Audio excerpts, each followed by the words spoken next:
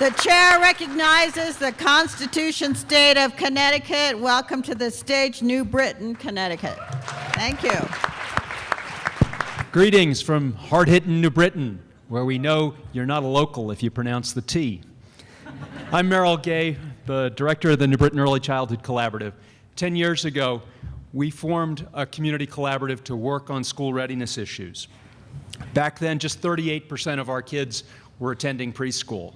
Through a lot of hard work, we've brought that up to 78% of our kindergartners attending preschool.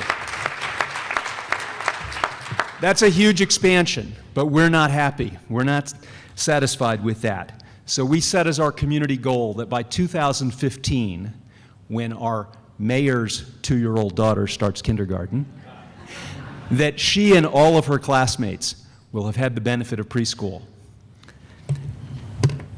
We're now, while we focused on preschool for a long time, we firmly believe that parents are their children's first teachers.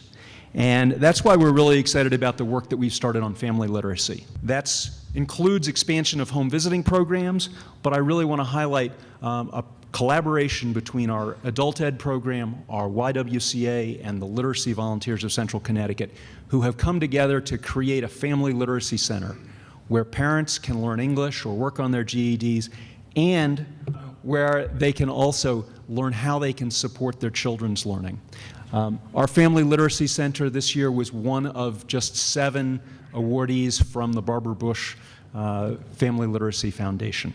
This competition for the All-American City Award got us to move beyond our comfort zone of looking at school readiness, and got us to look at some data we hadn't looked at before as a community.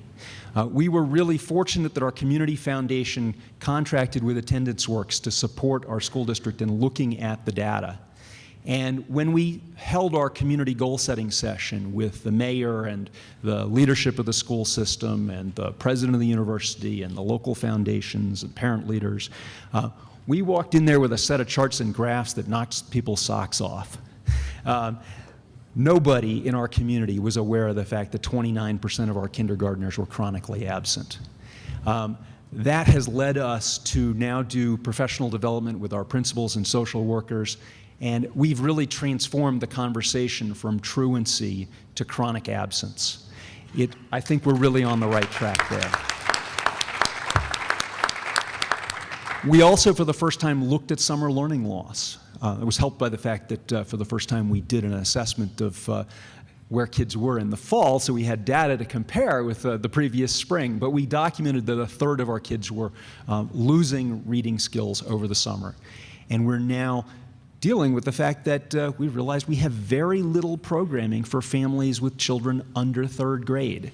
And so we're beginning to think creatively about how we'll address that.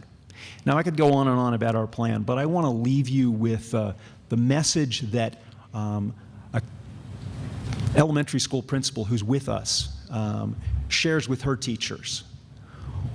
When we get kids in kindergarten, we've got 4 years to get them reading well by the end of 3rd grade. And if we don't do that, the odds are they're going to prison. That's what's at stake here. We need to be serious. As the adults in this community, we need to get our act together and get this right. We need to get kids reading by the end of 4th grade, or end of 3rd grade. Thank you.